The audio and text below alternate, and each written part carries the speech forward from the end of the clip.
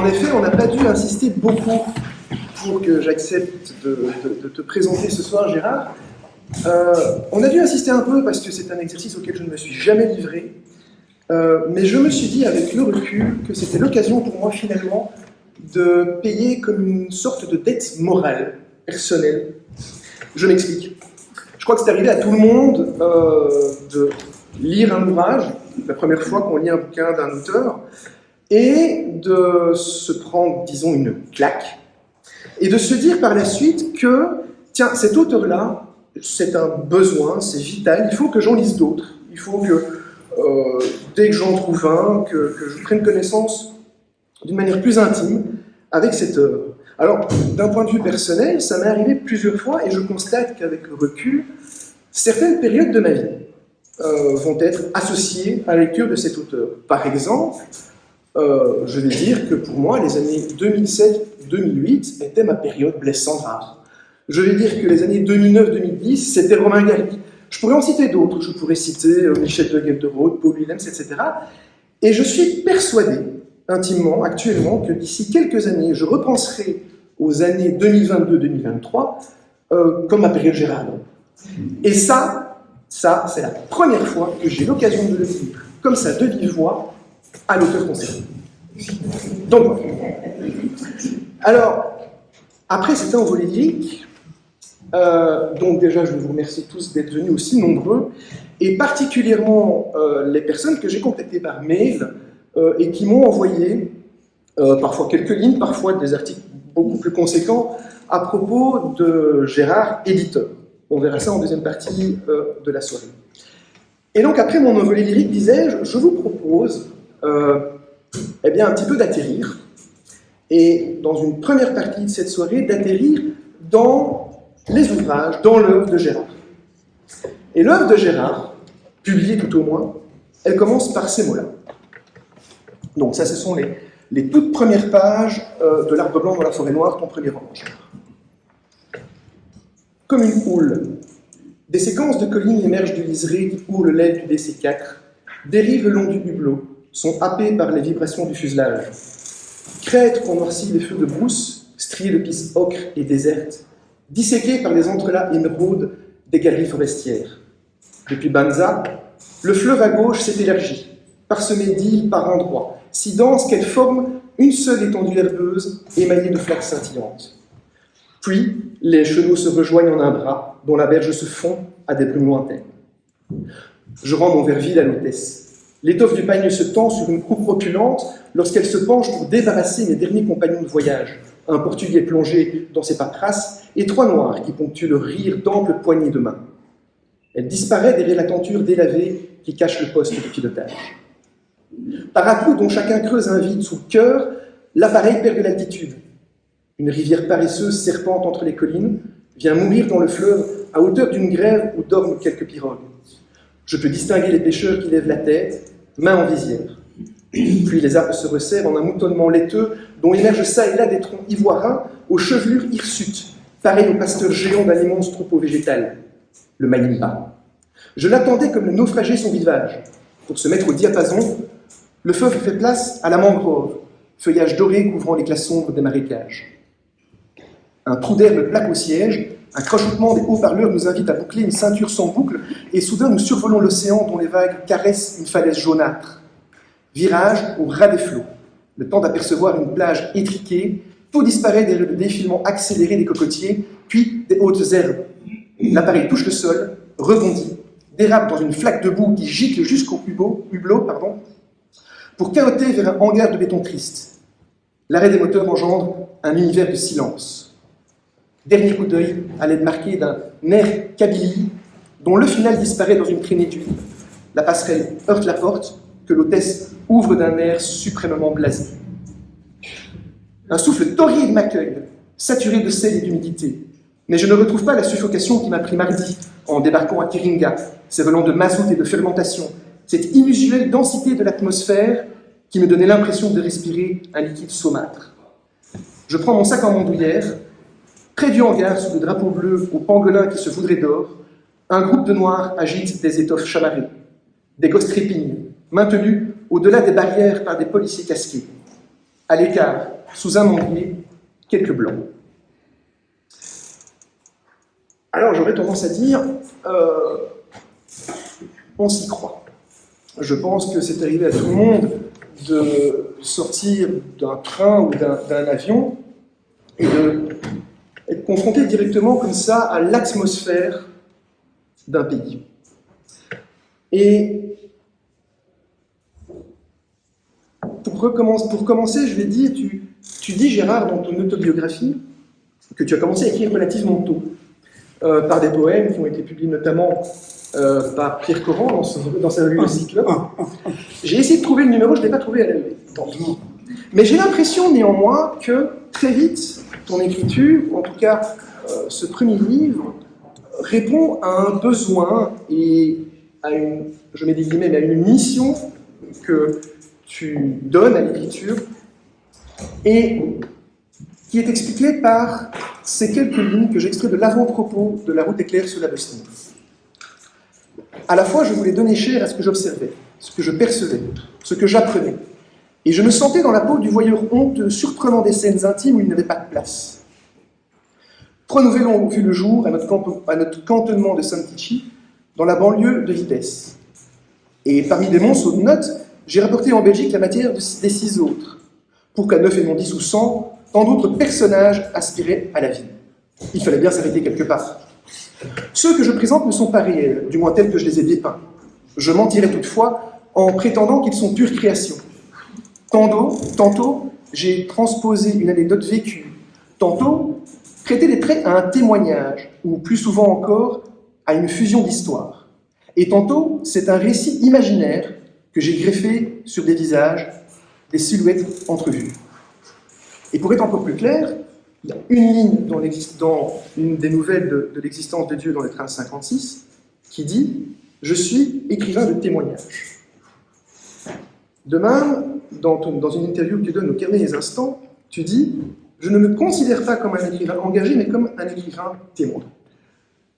Je voudrais, si tu veux bien, que tu nous parles un petit peu de ce désir ou de ce besoin que tu as eu après avoir été confronté aux événements réels qui sous-tendent ton premier roman, par exemple, et tant d'autres. Quel a été ce besoin que tu t'es donné, si tu veux, de témoigner de ces expériences tout en les transformant? Je veux dire par là, si on prend l'ensemble de tes livres, il n'y en a qu'un seul qui est véritablement un roman, un livre de témoignage. Ce sont tes carnets de Bosnie, la chronique de Santici. Tous les autres ont cet ancrage extrêmement important, me semble-t-il, alors avec des guillemets parfois, parce que c'est pas évident, mais autobiographique, mais que tu vas très vite transformer de plusieurs manières. Ça s'est pas passé tout à fait comme ça. Le début de l'Arbre Blanc, qu'est-ce qui est arrivé? Bon, d'abord, j'écrivais depuis longtemps, comme dit Sandra, j'étais déjà très mauvais, si mauvais poète que je ne savais pas aller jusqu'au bout. J'écris des poèmes, un fatras poétique d'adolescence. J'ai essayé des nouvelles qui n'ont jamais abouti. Je peux raconter ça après parce que ça a commencé dès ma 3e primaire. Bon, passons. Mais là, je sortais d'une période très dense de ma vie qui a été la coopération médicale au Congo, au Zaïre de l'époque. Et j'avais fait 3 ans. J'avais demandé un second terme qui était en principe autorisé, demandé par les Zaïrois, demandé par les coopérants, et puis un quelconque général a décrété qu'un médecin qui aurait passé 5 ans en Afrique était perdu pour la médecine militaire belge, ce qui n'est pas tout à fait faux, et que donc un terme de 3 ans était suffisant. Et c'est à ce moment-là que je me suis dit, je ne veux pas perdre cela, et je vais essayer de me souvenir de ce qui s'est passé quand j'ai mis ou remis les pieds au Zaïre, puisque j'y avais été 2 ans dans l'enfance, et je vais, pour moi, écrire un peu ce que tu viens de lire, et puis j'ai arrêté 850 pages plus loin avec un roman achevé, qui m'a quand même mis, je ne sais plus, 4 ans, 5 ans d'écriture, et puis encore autant pour Jordanier, qui a eu bien du mal à trouver un éditeur, parce que c'est une autre idée. Mais donc, au départ, c'était prévu d'être écrit pour moi. Pas du tout. Et cette notion d'écrivain témoin, elle m'est venue petit à petit par les échos que j'avais de certains critiques, notamment le journaliste Jean-Paul Eck, qui m'a dit « Mais tes bouquins, c'est des bouquins de témoignages ». J'en étais à ce moment-là pas conscient, mais ça a commencé, et vraiment je suis devenu alors, notamment la chronique de Chantici, notamment les nouvelles sur la Bosnie, notamment mon premier recueil de nouvelles, qui n'est pas exceptionnel, enfin qui avait quand même des qualités, Le Mess des officiers. Il y a aussi, bon, pas mal de cette œuvre, c'est une œuvre de témoignage, mais cette idée m'est venue par la suite. D'accord. Mais tu partais, donc, si tu veux, de cette expérience en Afrique, mais j'ai aussi l'impression, je me trompe peut-être, qu'il y a un deuxième élément qui vient se greffer sur le contexte, si tu veux, à partir duquel tu vas écrire ton roman. Ce sont les personnages. Tu insistes assez souvent sur cette idée que tu as ce désir, à partir des gens que tu vas rencontrer, à partir des vies que tu vas peut-être leur prêter, finalement de les inclure dans ces souvenirs. 80% des personnages de l'Arbre blanc dans la forêt noire sont des personnages réels transposés. Il se fait que j'allais très souvent, bon, moi j'étais à l'hôpital de Kitona, donc en bordure de mer, un hôpital militaire,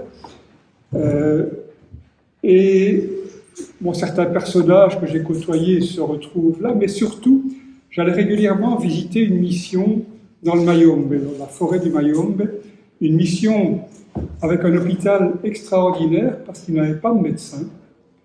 Il était tenu par une sœur religieuse zaïroise, une femme qui m'a ébloui dans tous les sens du terme, et qui est la Diana oui, à peine transposée. D'accord. J'allais régulièrement, je l'aidais pour certaines choses, mais surtout, elle était merveilleuse, cette femme. C'était une infirmière formée en Belgique, et elle s'improvisait médecin, elle faisait, à part les opérations, elle faisait tout. Et donc, ces personnages, moi j'étais catholique dans mon formation catholique, avec un rejet total du catholicisme à l'âge de 15 ans. Et puis là, j'ai rencontré des missionnaires qui m'ont un peu, non pas remis à jour avec le catholicisme, mais qui m'ont permis de faire la part des choses entre ce catholicisme que je continue à exécrer pour certaines choses, et des hommes qui y croyaient, qui étaient merveilleux, qui étaient extraordinaires.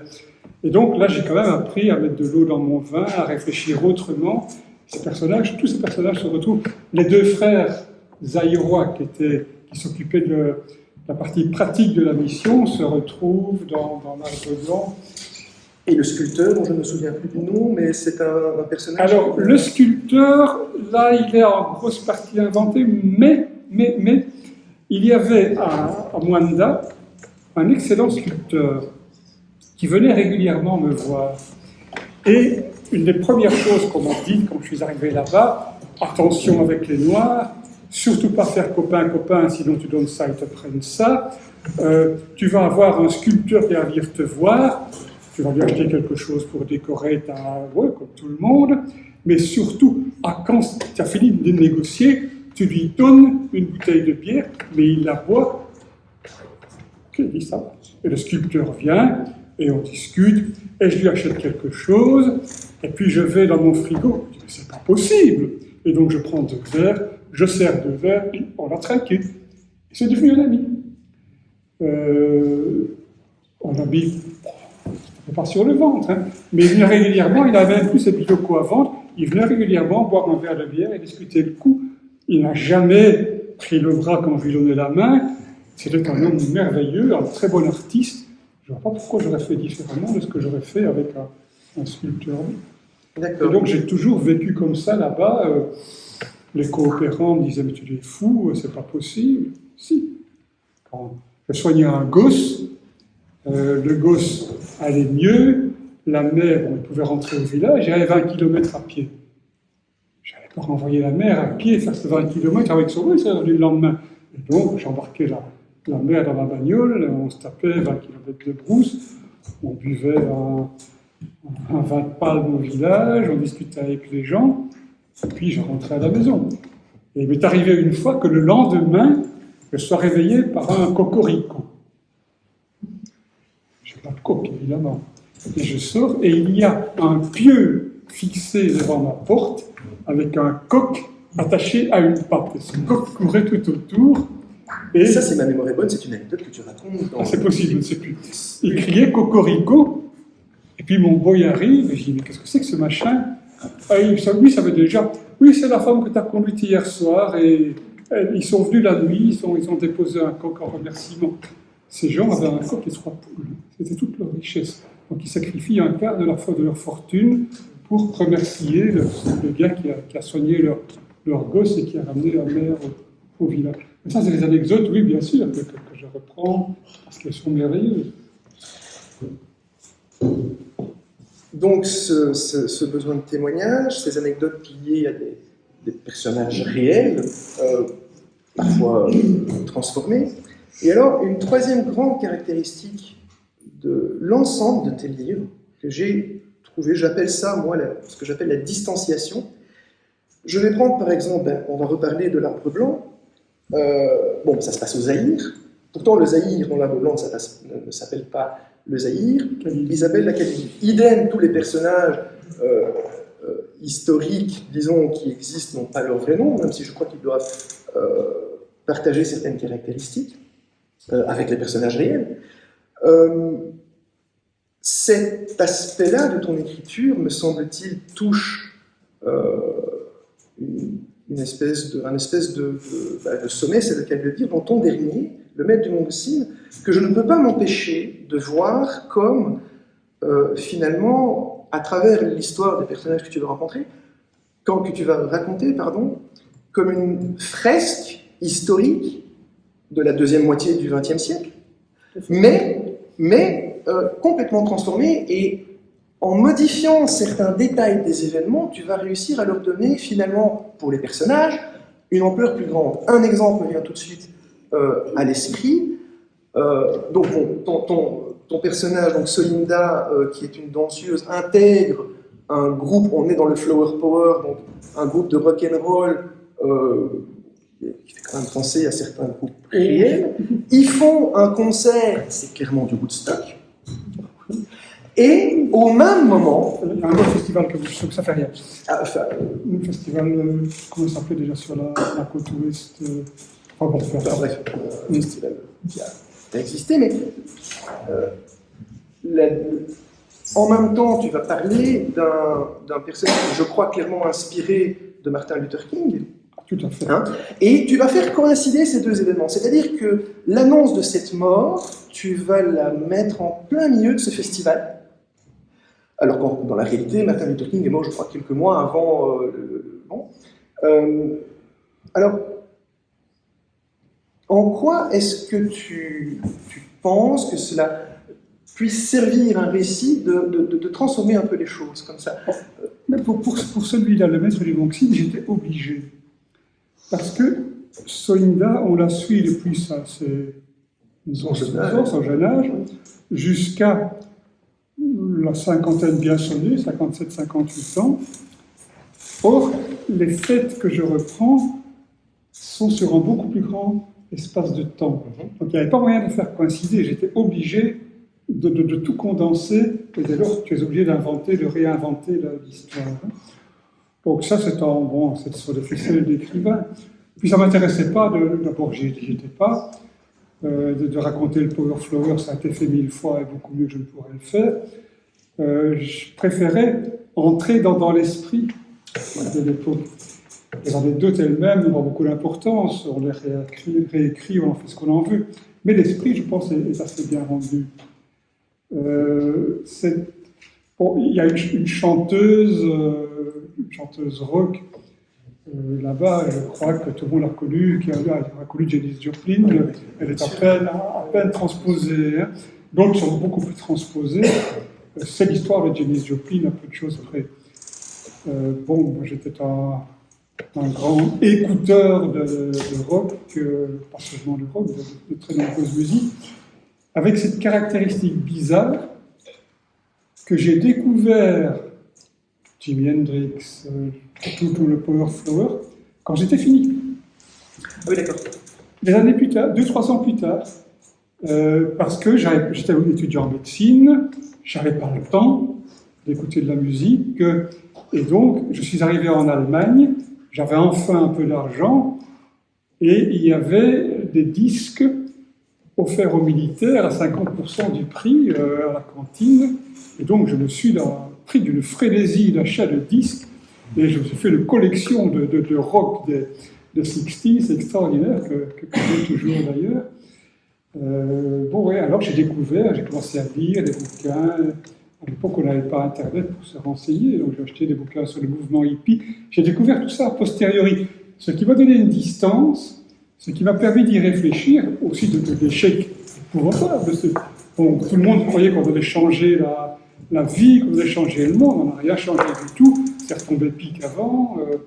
Bon, ça m'a permis à la fois d'adhérer, tout en gardant des distances et en gardant une capacité de réflexion sur ce qui s'était passé. Bon, on m'a demandé éventuellement de présenter de la musique. Il est évident que parmi les bouquins, on n'aura peut-être pas le temps de les passer, ça peu importe, parmi les titres choisis, il y avait The World Are Changing de Bob Dylan. Bon, il n'avait pas changé du tout, évidemment. Il n'y avait pas de Jim Morrison?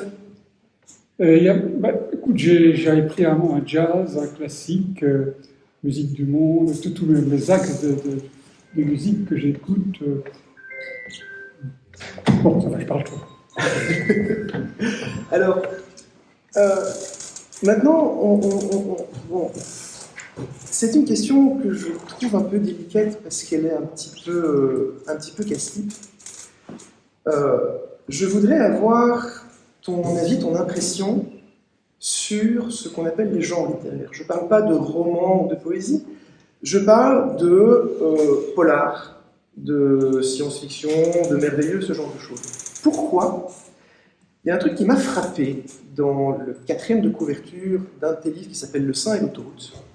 Et tu dis... un faux polar. Voilà, faux régionalisme. Ça, à la rigueur, on peut l'entendre parce que tu utilises finalement le procédé dont on vient de parler pour les pays étrangers, les autres époques. Tu vas utiliser exactement les mêmes lorsqu'on va faire du pseudo-régionalisme. De mon village natal, oui. Oui, voilà, que tu ne vas jamais nommer, effectivement. D'accord? Mais alors, faux polar, dans ce livre, il y a un meurtre, il y a de la police, il y a une enquête, il y a une course-poursuite, si ma mémoire est bonne. Donc, tout à fait. Pourquoi faux polar? Il y a tous les ingrédients du polar, sauf que la commissaire qui va devoir enquêter, on est à sa dernière enquête parce qu'elle n'attendait qu'une chose depuis des années, c'est de quitter la police, qu'elle n'en a rien à se tirer. Mais elle va, pour être honnête, elle va faire son boulot convenablement.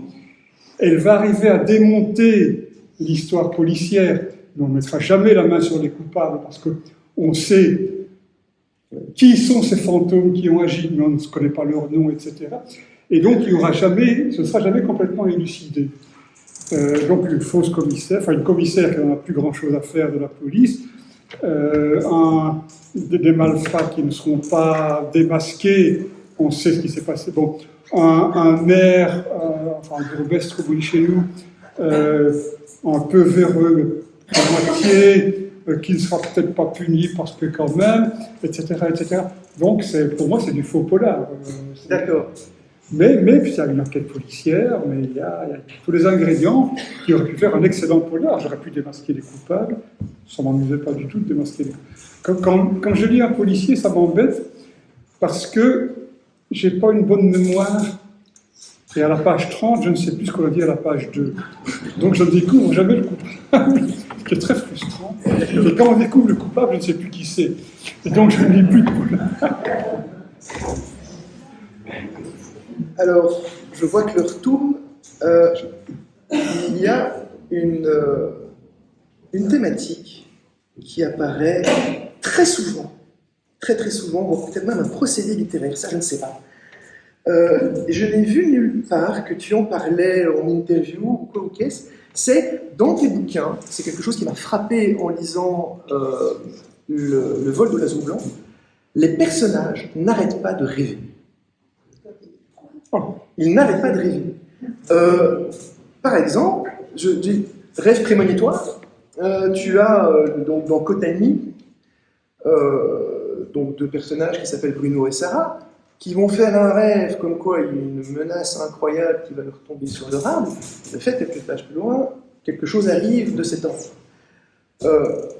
J'ai l'impression même que ces récits de rêve peuvent être, dans certains cas, carrément le moteur de l'action, voire l'essence du texte. Je prends comme exemple là-dedans une nouvelle qui s'appelle La Grue, que tu publies dans La Croisée des Chemins, si ma mémoire est bonne, où La Grue raconte quoi? C'est un petit garçon qui a connu la guerre en ex-Yougoslavie. Plus ou moins. Comment? Plus ou moins, je crois que c'est transposé. Je crois que c'est possible. Et donc, bon, ce qui s'est passé à ce petit garçon, c'est que des chars un jour ont débarqué, ont tiré sur les maisons, donc traumatisme. Et il a un rêve récurrent qui est assez cartoonesque d'ailleurs, où il imagine en fait un char d'assaut avec, c'est un peu du Tex Avery, avec un œil dans le canon qui le suit pour lui tirer dessus. Et puis un jour arrive ce rêve récurrent, systématique, et un jour il se réveille, il est en Belgique, il est en sécurité, mais les murs tremblent. Les murs tremblent. Alors, paniqué, il va voir à la fenêtre, et en fait, qu'est-ce qui se passe? C'est qu'il y a une espèce d'énorme grue de construction qui explique le bruit, qui explique les tremblements, et il y a un échange entre ce petit garçon et le conducteur de ces grues, échange qui fait se souvenir au petit garçon quelqu'un qu'il a connu à l'époque en Yougoslavie, et boum, le rêve disparaît, et la disparition de ce rêve lui permet finalement parce que c'était ça le début, d'écrire une réaction sur ses vacances.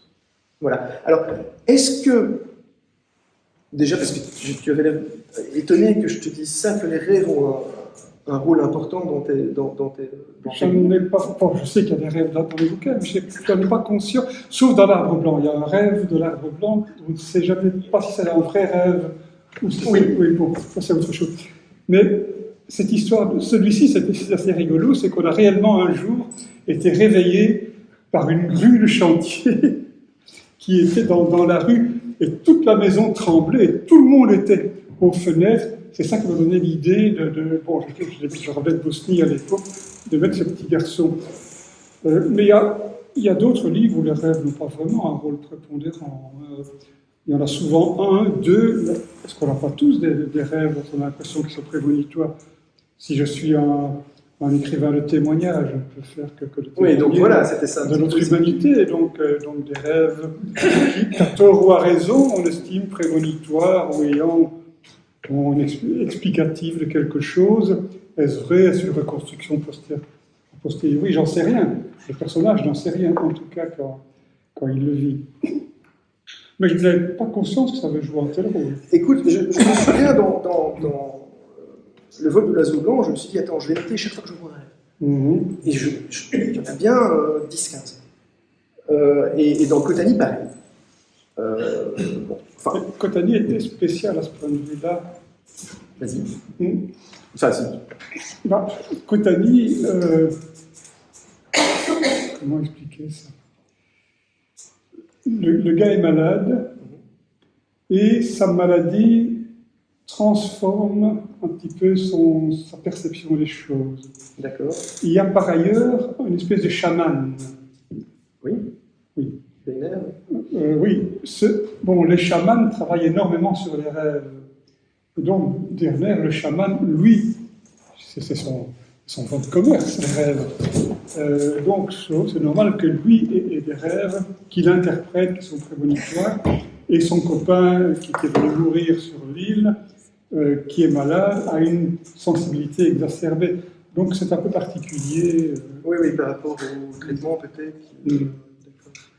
Alors, une dernière chose pour cette première partie.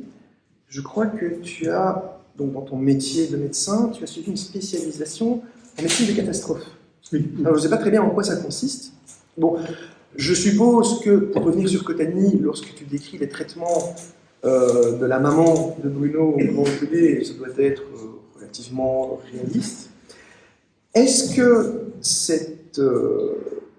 ce métier a eu une influence sur, évidemment, le contenu de tes livres, mais il y a quelque chose que je n'arrive pas à qualifier dans tes narrations, c'est ce que j'appelle un espèce d'emballement catastrophique. J'entends par là que tu vas avoir l'art, dans beaucoup de tes livres, un peu plus épiques que les autres, d'installer un faux sentiment de sécurité, que tu vas, par exemple, il y a des indices dans l'arbre blanc, dans la forêt noire, on sait assez rapidement que la situation elle est très tendue et que ça risque de dégénérer pour un ou pour un non à tout instant. Alors qu'il est tendu et que lui, il est tout à fait tranquille.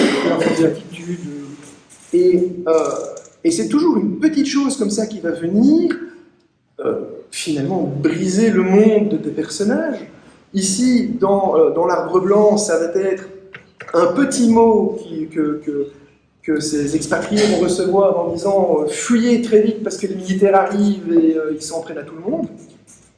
Alors, je n'arrive pas à comprendre pourquoi cette caractéristique-là m'a bouleversé ou m'a touché plus que chez d'autres, parce que fondamentalement, c'est un principe littéraire, tout ce qui est de plus banal, on part d'une situation initiale, on a un truc qui change et on part sur la situation finale. Et donc, est-ce que, quelque part, ta biographie peut expliquer une espèce de technique littéraire que tu aurais pour amener le lecteur à « Oula, mon Dieu, il y a tout qui part en vrille, vite, qu'est-ce qui se passe à la fin ?» Je vais d'abord botter en touche, et puis j'en reviendrai à la question. Botter en touche parce que je n'écris pas un livre en me disant « il va se passer ceci, ouais. Je vais le construire de telle façon, il y aura tel... » Bon. Moi, je pars d'une situation initiale, qui est parfois très brève, et puis je laisse aller le livre. Et quand le livre est au bout, je commence à le retravailler, à couper, à changer, couper énormément, couper la moitié en général, et puis déplacer des blocs de deux. Bon. Et c'est à ce moment-là que ce genre de choses se mettent en place. Alors, pour maintenant en revenir à ta... Donc, je ne suis pas quelqu'un qui planifie son livre.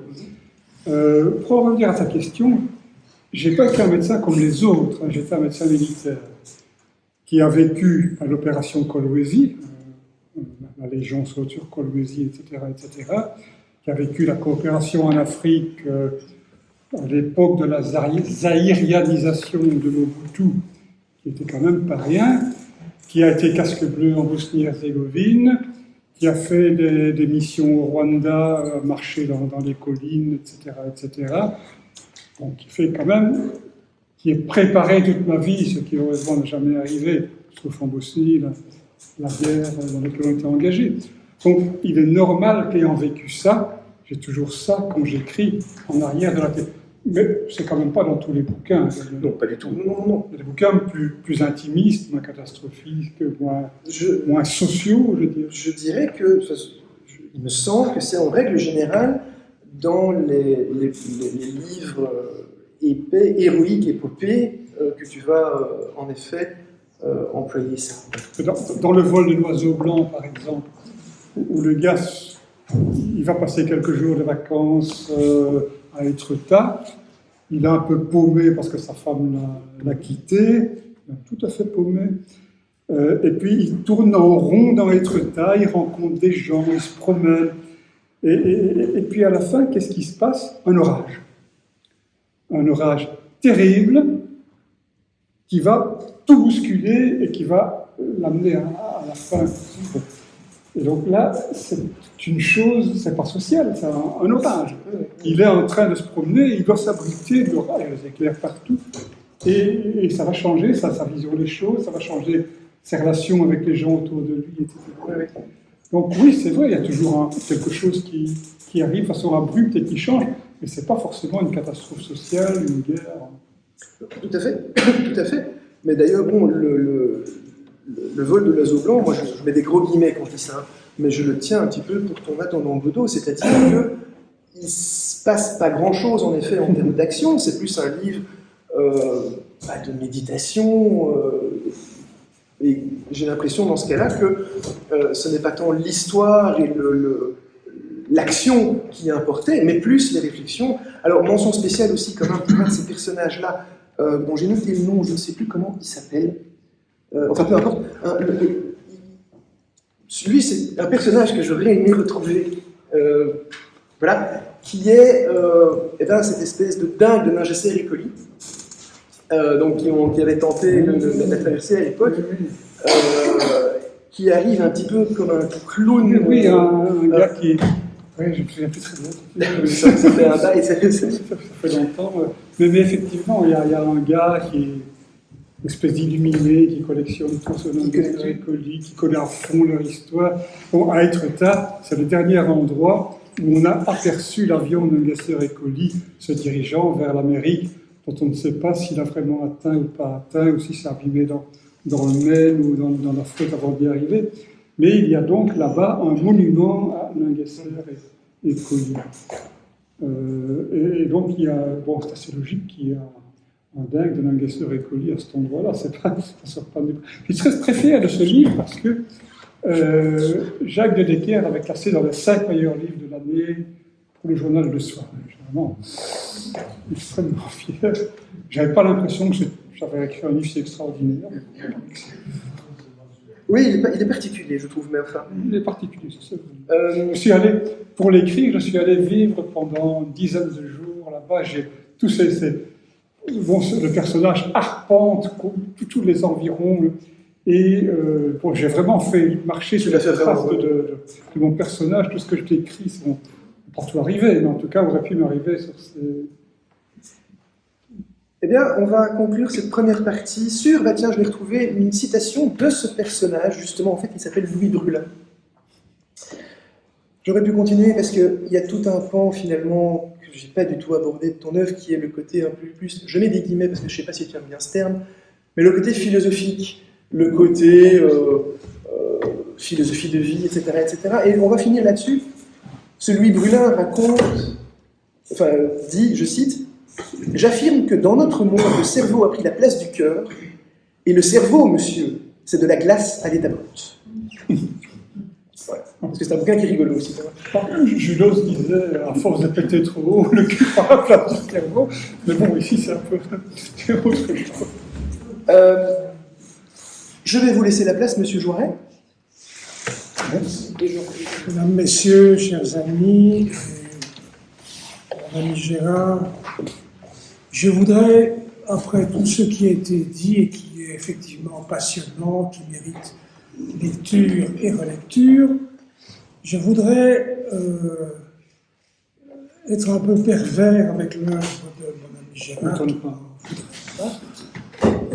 et entrer plus avant dans l'écriture, parce que je crois que le sentiment de plaisir que tu procures par tes œuvres, eh bien, je ne dis pas qu'il a une explication, mais il peut être approché de manière différente.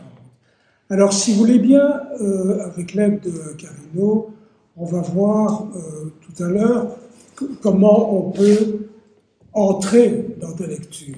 En fait, ils sont mis à deux, les salauds. Moi, je suis tout seul. Hein. C'est déjà affiché. Le texte est déjà affiché. Et en fait, c'est vrai que j'ai longtemps hésité, Gérard, parce qu'on a l'embarras du choix. En fait, je voulais trouver des échantillons d'écriture qui te ressemblent et qui confortent malgré tout ce que Frédéric a dit tout à l'heure. Deux, trois mots en général pour répéter malgré tout ce qu'il a dit, c'est que, en fait, ton œuvre, c'est le roman des lieux et des individus. Alors, ce qui frappe le lecteur dans un premier temps, c'est évidemment, tu as des romans qui sont relativement peu volumineux, je dirais 170 pages, mais il y en a d'autres où tu y vas beaucoup plus fort, et on arrive à 800 et des pages. Donc, des romans fleuves. Et chaque fois, que ce soit dans des romans d'épaisseur moyenne ou des romans fleuves, qu'est-ce qu'on voit? Eh bien, on voit des séquences de vie éclairantes. C'est-à-dire, ce sont des vies bien choisies. Ce n'est pas n'importe lesquelles. Ce sont des vies qu'on aime visiter et qui font réfléchir, parce que Frédéric a achevé en parlant de ce côté philosophique. Effectivement, on aurait pu aussi commencer par là en disant il y a une réflexion profonde dans ce que tu fais. Et en ce qui concerne les personnages, eh bien les personnages sont toujours en adéquation avec le lieu où ils vivent, et les étrangers que tu nous proposes, et avec quelle minutie tu les proposes, parce que lorsqu'on ouvre un livre copieux de Gérard, on peut être sûr que au départ, on sait les personnages que l'on va rencontrer, on sait qu'on va les trouver dans des situations de vie, nécessairement, et on sait enfin qu'on va pouvoir les suivre jusqu'à la dernière page. Et ça, de toute façon, c'est très éclairant. En fait, ton inspiration, on a envie de dire, c'est quoi l'inspiration? C'est un grand mot qui ne veut rien dire, mais je donnerai la définition chez toi. C'est une inspiration qui va vers le large, qui n'a visiblement pas de mesure et qui peut être souvent conçue par l'expérience, la double expérience de l'être que tu es et de l'écrivain que tu es devenu. Ce qui me frappe aussi, et c'est une chose que l'on verra dans un instant, c'est que les scènes et les personnages que tu proposes sont absolument authentiques. En fait, on quitte l'emploi de personnages et on file immédiatement vers les personnes. On a envie de leur serrer la main, on a envie de les saluer. Alors, ils vivent avec nous. Il y a des salauds quand même. Oui, mais le lecteur, lui, finalement, peu lui chose. Il a des personnages qui soient bons, mauvais, etc., vicieux ou pas, il les salue. Et ces personnages sont authentiques. Je pense par exemple à ton incroyable vision d'une plateforme de tram. Tu décris fort bien ce que peut être un tram, une plateforme de conversation, l'agitation, etc. Tu peux aussi aller vers les lointains, te trouver dans un village, et on va en trouver un ici, on va pouvoir décrire, si tu veux, une scène dans un restaurant, un café-restaurant que tu proposes. Alors, tout ça, quelle est la signification de tout ce qui a été dit? Eh bien, c'est parce que tu as une souplesse des ressources de communication particulières. En fait, tu mets à la disposition du lecteur un discours qui est chaque fois adapté aux circonstances. Et dans chacun de tes romans, tu développes un registre de langue qui est approprié. Et tu t'en donnes les moyens. Si tu veux les moyens, Gérard, on pourrait peut-être en parler 2 minutes. Quand le sujet s'y prête, que ce soit la topographie des lieux, les échanges familiers ou spontanés, les propos d'humeur, tu arrives à donner une impression immédiate de ce qui se passe. C'est une prise de notes concise, rigoureuse et adaptée à la culture des individus, ce qui est tout de même assez rare, il faut bien le souligner.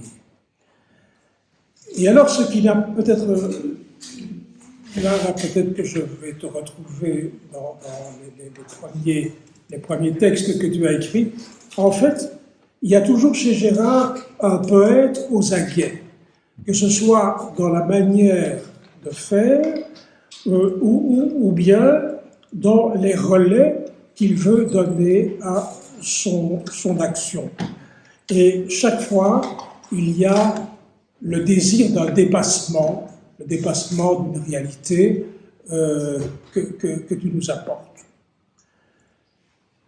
Et j'en terminerai par là pour les quelques idées générales, et après on verra 3 très petits textes qui vont peut-être conforter ce qu'on a dit. On n'a pas suffisamment parlé, je crois, jusqu'à présent, de la compassion. En fait, dans tes romans, il y a l'observation dont je viens de parler, l'observation des lieux, des personnes, mais on dirait vraiment que derrière tes personnages, il y a peut-être l'idée que la vie étant ce qu'elle est, eh bien on peut si pas les excuser, on peut les comprendre. Il y a une grande compréhension, et notamment dans cette phrase que j'ai tirée d'un de tes romans et qui te distingue si bien. Que puis-je en faveur de cet homme, hormis freiner sa course à la mort et rendre cette course moins douloureuse? La question se pose chaque fois que je détecte une brisure imparable dans le cours de la vie. Et voilà, peu importe le roman où cette phrase se trouve, mais enfin, elle te convient, je crois, très bien. Bon, Carino, si tu veux bien... Mais là, on peut répondre à la question de tout à l'heure. Il est évident que le fait d'avoir pratiqué la médecine, amène à ce genre de... Moi, j'ai toujours été un médecin qui, à la fois, était dans le geste qu'il pose, mais avec quand même derrière quelqu'un qui l'observe en train d'agir. Et donc, c'est en même temps faire l'acte thérapeutique, l'acte de soin, et en même temps réfléchir à ce que signifie cet acte de soin, cet acte thérapeutique. C'est pareil dans l'écriture. Mon écriture, le premier jet est automatique, je ne sais pas où je vais, j'écris. Puis après, je découvre avec souvent stupéfaction ce que j'ai écrit. Et voilà commence tout le travail de réécriture. Qu'est-ce que ça a voulu dire? Pourquoi j'ai mis ça? Ça, il faut le supprimer, ça, etc. Et donc, oui, il est normal qu'on trouve des choses pareilles. Mais est-ce qu'il y a un véritable écrivain qui n'est pas philosophe en même temps? Ça existe. Il y a d'autres débats. Il y a des philosophes qui ne sont pas écrivains. Oui. Ça, c'est autre chose. Je ne sais plus où j'ai écrit quelque part que la philosophie était l'art de cacher la vie derrière les mots qui sont censés l'expliquer. Mais bon, je crois que le roman est là beaucoup mieux que la philosophie écrite pour faire de la philosophie. Pierre Merton disait la même chose. Oui, oui. Je commencerai par un texte, c'est celui qui est là pour l'instant, et qui est issu d'un roman que j'aime particulièrement et qui s'appelle Stille Nacht. Et ce roman, il m'est cher pour diverses raisons, et notamment pour cette tendresse pudique qui va apparaître dans le paragraphe que vous avez sous les yeux et que je vais me permettre de lire, que chacun puisse finalement le voir et l'entendre. C'est le plus autobiographique de mes romans. Oui, c'est peut-être pour ça aussi que j'ai une tendresse particulière pour cette biographie. Alors voilà, elle est assise dans son fauteuil électrique, face à la vitre, le dossier droit. Seul dépasse le sommet du crâne que ceint une aura de cheveux blancs, fins comme des toiles d'araignée. Quelques flocons voltigent dans le cadre. Ils évoquent un téléviseur allumé au creux de la nuit. Combien de fois, passant impromptu sur le chemin de la banque, ne l'ai-je pas trouvé endormi devant le papillonnement hypnotique de l'écran. Alors voilà, c'est un paragraphe que je trouve vraiment très réussi. Donc en fait, il va voir sa mère à la maison de Bien entendu. Il entre et il la voit devant la fenêtre. Voilà. C'est authentique, ça. Oui, je peux imaginer. Et il y a plusieurs registres de langue qui se superposent là. Et en fait, il s'agit de petits tableaux qui appellent un suivi méticuleux et un développement soigné.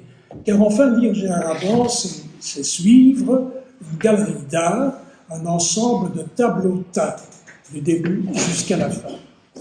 Alors, qu'est-ce qu'on distingue?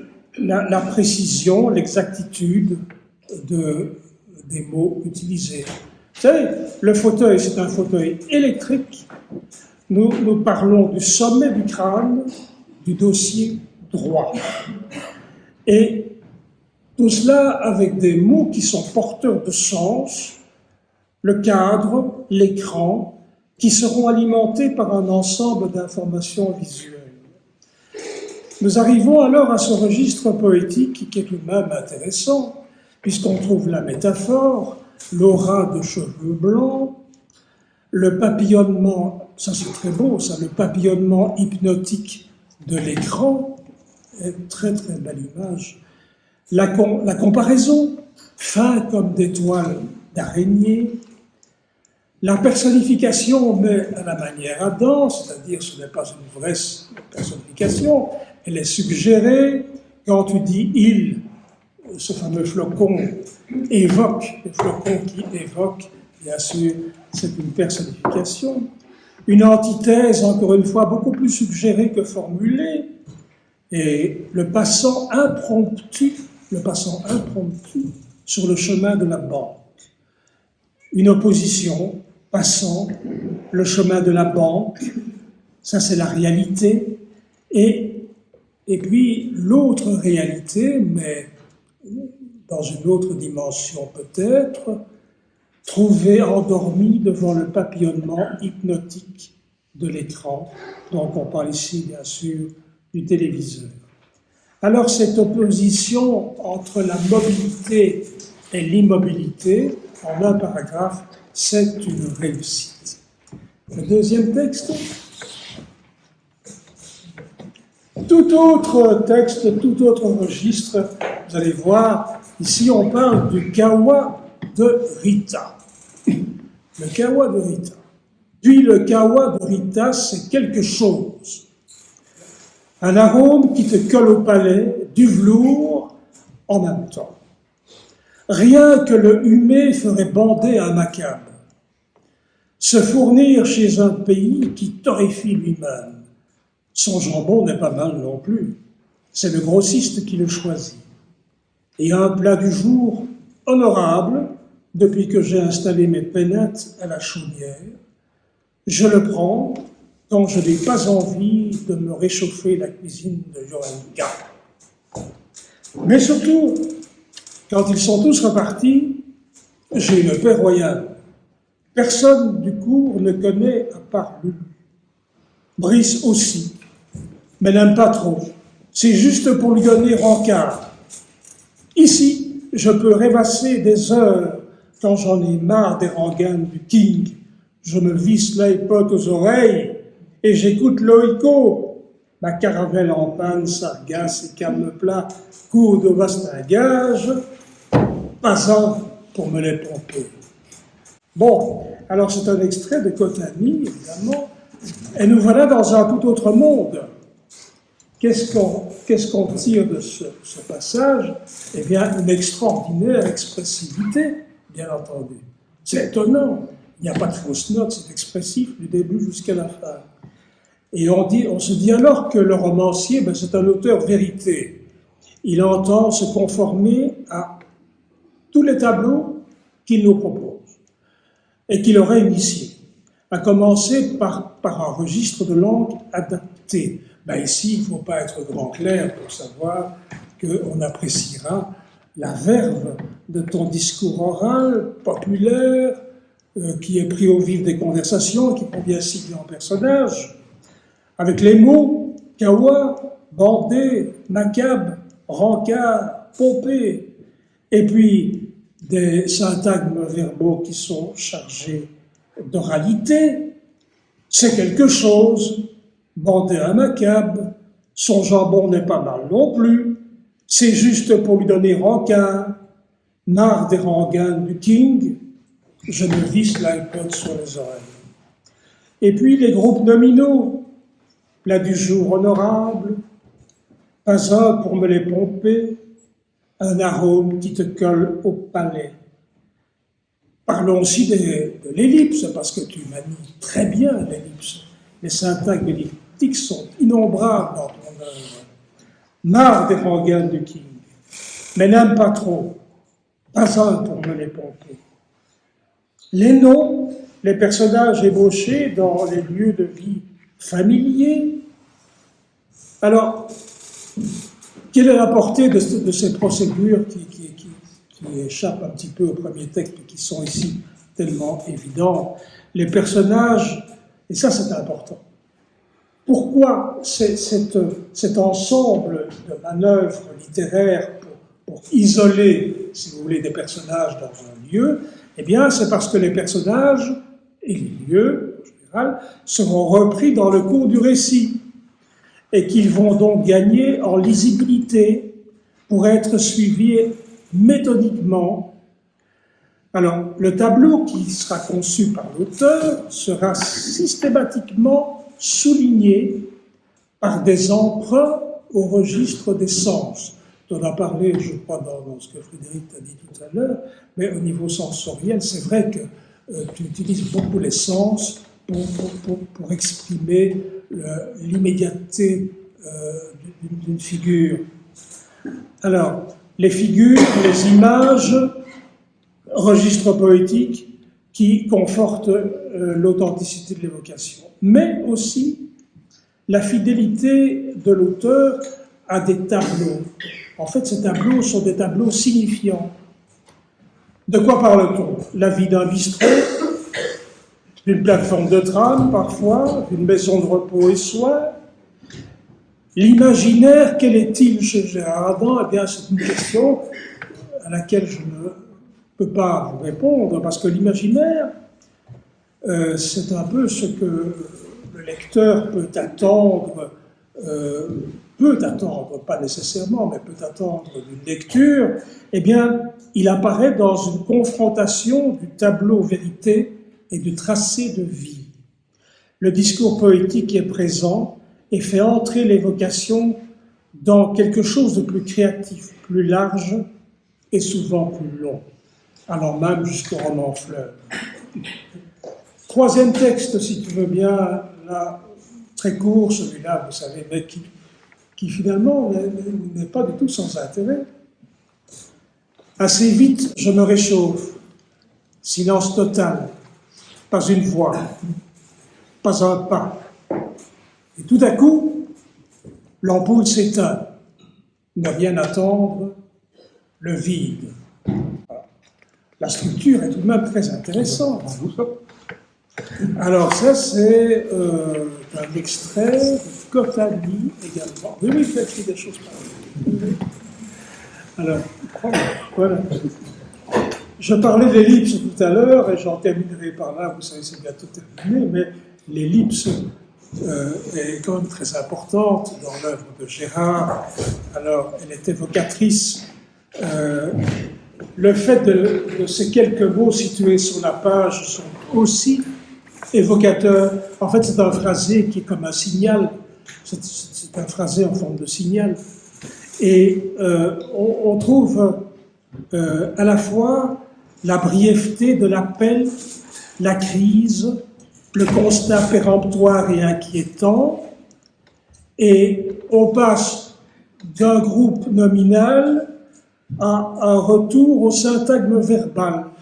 Un peu, si vous voulez, groupe nominal, syntagme verbal, c'est comme une coque qui se refermerait sur des cris d'angoisse. C'est pas du chinois, c'est ma lecture de toi. Tu peux la contester, bien sûr. Mais c'est ce que je ressens, tu vois. Et alors, on trouve aussi la phrase infinitive, brève et négative. En fait, je viens de citer, si tu veux, un ensemble de moyens. Mais évidemment, je sais bien, tu ne te dis pas, tiens, je vais disposer des moyens que je vais utiliser pour... C'est pas comme ça que ça se passe. Mais le lecteur, lui, peut retrouver ce que je signale. Et tous les moyens sont utilisés et mis à la disposition comme s'il s'agissait de quelque chose de péremptoire, d'urgent, y compris la mise en page, la disposition particulière du phrasé poétique. En fait, quand je lis ce court passage, si vous placez ce tout petit texte dans le cadre d'un poème, vous direz, oui, c'est l'écriture qu'on imaginait il y a quelques années, l'écriture poétique qui était censée renouveler, si vous voulez, l'écriture traditionnelle. En fait, ce que je voulais dire de cet ensemble, c'est un croquis verbal, une impression. Et cette impression, ce croquis verbal, c'est un procédé qui est cher à Gérard Adam, qui utilise des ressources de composition pour installer son lecteur dans la surprise. La surprise. En fait, je dirais comme lecteur que tes tableaux et tes personnages, on pourrait dire, on va se sentir à l'aise dans ce cadre-là, mais non, parce qu'il y a une sorte de pulsion, de rage intérieure qui va nous mener évidemment à autre chose. Et d'autre chose à autre chose encore, ce qui peut faire l'amplitude du roman. Et en fait, je terminerai en disant ceci, c'est que cette humeur d'écriture que tu trouves, notamment dans les 3 petits textes que je vous ai relevés, eh bien, c'est l'humeur du récit que tu tiens à confier à ton lecteur. Et pour ça, mon cher Gérard, je te remercie.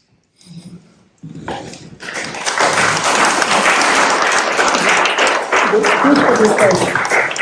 D'abord, j'adhère tout à fait à la rage d'écriture, c'est vrai. Pour ce qui est de la technique d'écriture, d'abord, moi je ne connais rien, je ne suis pas un théoricien de l'écriture, tout ça, ça vient spontanément. J'ai lu énormément dans ma vie, un peu de tout et de rien, et ça m'est un peu venu. Mais il y a un scoop. Quand j'ai fini mon premier roman, L'Arbre blanc dans la forêt noire, 850 pages bien passées, je l'ai très fièrement envoyé à Gali Grasseuil, Larbin Ficelle et autres, avec des retours qui n'en étaient pas. Monsieur, ça n'entrait pas dans nos collections, etc. Sauf une de Gallimard. Monsieur, ce livre n'a aucune des qualités pour entrer dans notre collection blanc. Point. Bon, oui, d'accord. Alors, je l'ai fait lire à un copain. Alors, il dit, écoute, ton bouquin, il est très intéressant, il y a trop. Parce qu'il y avait intercalé au récit africain, il y avait un truc qui se passait à Bruxelles avec des lettres. Ça, tu coupes. Et donc, j'ai commencé à comprendre quelque chose. Au niveau de la structure, j'ai coupé tout ça. Je suis arrivé à 540 pages, que j'ai envoyé de rechef à X éditeurs, 40 refus en retour du courrier. Et puis, Charles-Antoine de Trasny, à la longue vue, a eu le prix Rossel avec Un été dans la combe qui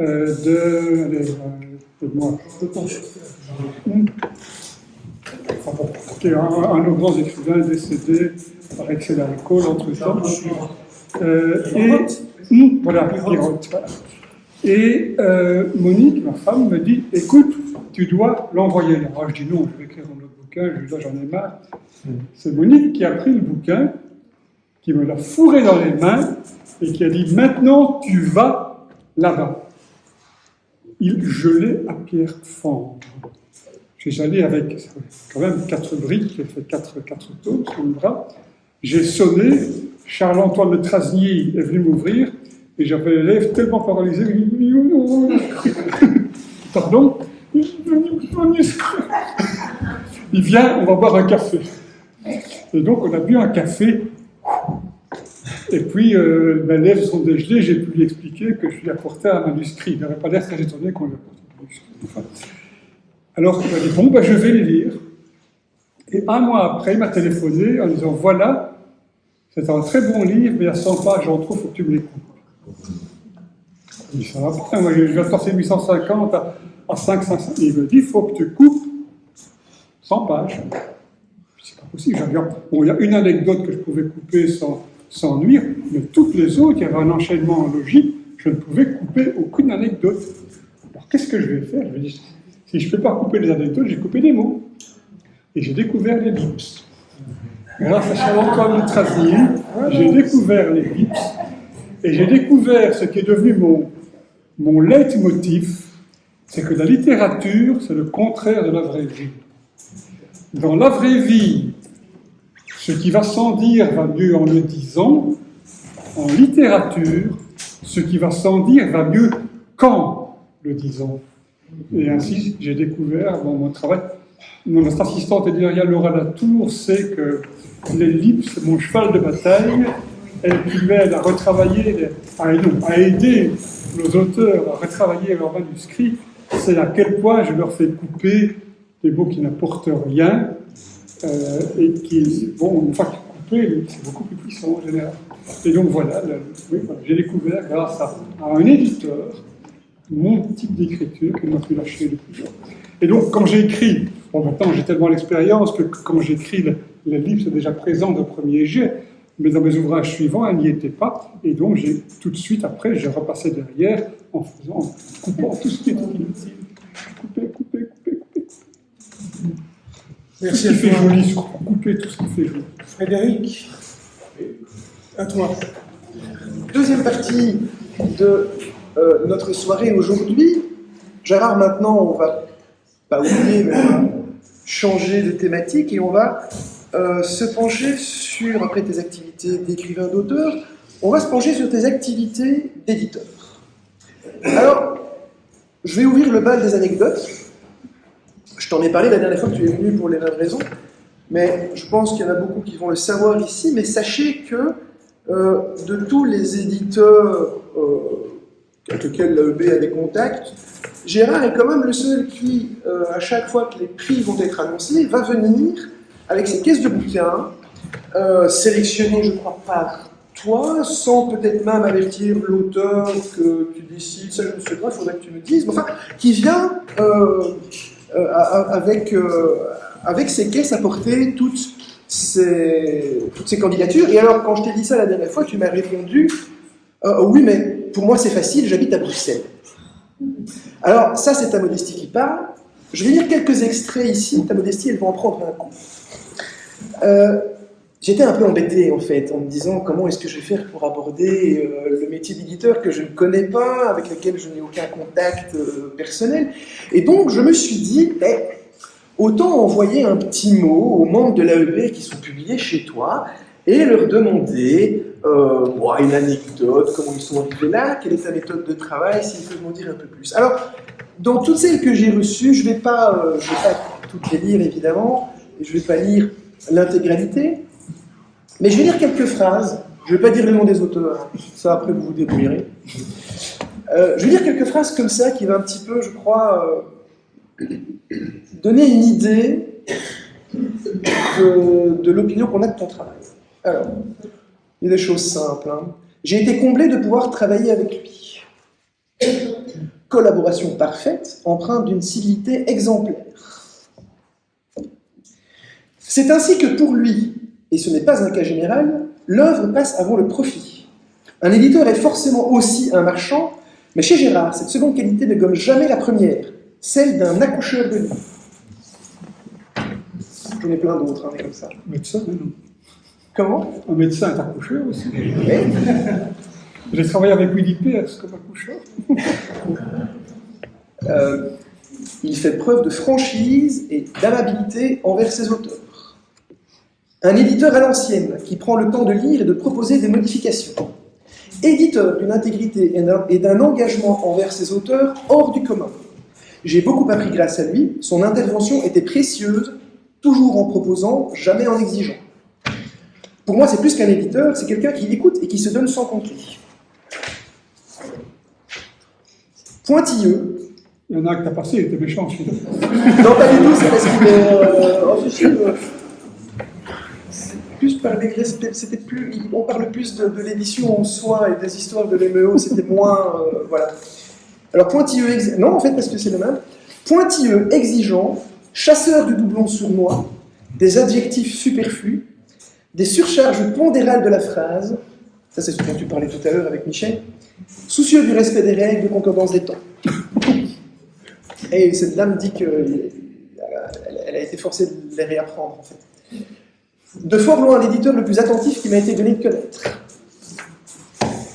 C'est un éditeur efficace, doublé d'un écrivain expérimenté, une chance inestimable pour un auteur. Il y a en Gérard Adam une probité rare dans ce milieu. Les relevés de droits sont toujours envoyés à l'auteur en temps et en heure et honorés. J'en passe quelques-uns, je sais pas. Je suis sûr qu'il avait... Ah oui, alors ça c'est... Je suis sûr qu'il avait compris combien ce livre était primordial pour moi. Un éditeur rigoureux, pointilleux, exigeant, généreux. Honnête aussi, et surtout, ce qui n'est pas une règle universelle au petit royaume de cette profession. Avant tout, un ami. Il ne laisse rien passer, Gérard. Il scrute chaque ambiguïté dans les manuscrits qu'il reçoit, il suggère, il propose. Autrement dit, il fait un vrai travail d'éditeur dans l'ombre des lectures. Celle-là, je vais garder pour la fin. Prendre des textes en dehors de ses champs d'action, il est capable de ne pas tenir compte de ses propres décisions. Alors, il y a un mot que c'est dévotion. Alors oui, ça c'était ce qui... Bon. Rigoureux et exigeant, c'est amoureux des ellipses, on y revient, et d'un style épuré, relie chaque manuscrit dans les moindres détails, style, histoire, cohérence, et suggère, sans jamais imposer, des pistes d'amélioration. Et puis, son adage, c'est ce que tu as dit tout à l'heure, dans la vie ordinaire, ce qui va sans dire va mieux en le disant, mais en littérature, ce qui va sans dire va mieux qu'en le disant. Et alors vraiment, ça c'était quelqu'un qui m'a dit ça au téléphone, ça m'a fait rigoler. Je cite... Non. C'est un moine soldat dans une époque idiote. Voilà. Alors, je vais te poser une question bateau que d'habitude on pose aux écrivains, que je ne t'ai pas posée sciemment. Je voudrais savoir si, dans les éditeurs que tu as fréquentés, ou dans ceux que tu as connus par la suite, etc., est-ce que, on parle quand même beaucoup d'éthique là, et on parle aussi de méthode, est-ce que tu as eu un éditeur qui t'a inspiré dans le métier? Non. Bon, Charles-Antoine de sa vie m'a fait comprendre indirectement, une fois que j'ai lu les manuscrits, la Claudette Touchou. J'ai lu Filker, elle n'a jamais changé une virgule dans aucun de mes textes. Elle aura peut-être dit. Et puis j'ai pas eu d'autres éditeurs. Donc, par moi, de ce qui est le pire. Donc moi, je suis le pire de mes éditeurs. Toi, tu es le pire de tes éditeurs. Oui. Donc non, je ne sais pas. Tu n'as pas de... C'est Graham Greene qui disait à ses collègues auteurs, n'oublions jamais que les éditeurs sont nos pires ennemis. Tu sembles quand même avoir une méthode d'appréhension du texte qu'on t'envoie assez précise. Alors, donc j'en conclus que c'est toi qui te l'es forgé. Oui. Et je voudrais que tu nous détailles un petit peu alors, en somme, c'est quoi être un éditeur? Quels sont les stades dans lesquels le manuscrit va passer et comment toi tu veux réagir à l'envoi d'un manuscrit qui va soit te toucher, mais où tu vas dire, voilà, il y a peut-être certaines choses à changer, et quelle est finalement la ligne directrice, pas des éditions MEO, mais de ta sensibilité finalement à l'écriture des autres. Jusqu'il y a un an, c'était moi l'édition MEO, maintenant on est deux, et elle commence tout doucement à intervenir dans les avis, etc. Écoute, la première chose, c'est sélectionner les manuscrits. On en recevait environ 300 par an, on en publiait une quinzaine. Sur les 300, il y en a 200 qui sont éliminables après 2 pages, parce que l'auteur ne sait pas ce que c'est qu'un roman, il n'a jamais écrit de sa vie, il n'a jamais lu peut-être non plus. Il en reste 100 sur lesquels on choisit 15.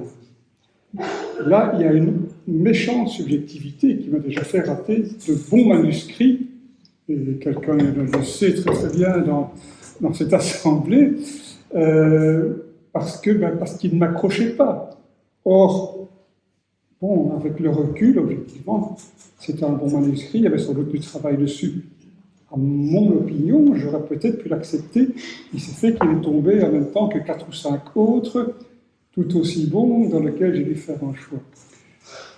Donc, le premier choix fait, on rétrécit, et puis on finit par dire oui ou par dire non. Il y a aussi une fidélité. Donc, un auteur qui a déjà publié chez nous a une priorité pour la lecture de son manuscrit suivant. Pas forcément pour l'acceptation. Il m'arrive de refuser des manuscrits d'auteurs dont j'ai publié des ouvrages précédents, ça reste quand même très subjectif, parce que cet auteur sait toujours aussi bien écrire, parce que c'est toujours son univers, et parce que cette fois-là, son univers n'entre pas en symbiose avec le mien à ce moment-là, peut-être. Peut-être que j'aurais reçu 6 mois plus tard, peut-être que j'aurais accepté. Donc, le plus dur, une fois qu'on est arrivé à une quarantaine de bons manuscrits, dans lesquels il faut en choisir 15, c'est le mauvais moment de la vie d'un éditeur. Dire à un tel non, je ne publierai pas votre manuscrit, alors qu'on sait que ce manuscrit est bon. Bon, il m'arrive de dire alors, je serai vous, je le présenterai à tel éditeur, il sera peut-être plus en phase avec ce qu'il publie, mais ce n'est pas toujours possible. Donc là, c'est quelque chose qui fait très mal. Une fois accepté, je n'accepte jamais sans dire attention, il y aura un travail éditorial à faire sur le texte. Et j'entrevois une publication vers telle époque, ce travail se fera environ vers telle date.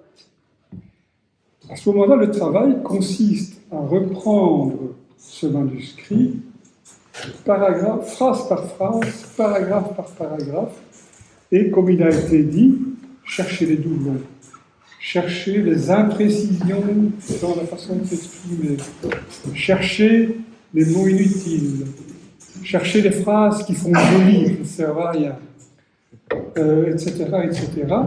Mais ce n'est jamais imposé, sauf s'il y a une faute d'orthographe ou une faute de syntaxe, il y en a quand même.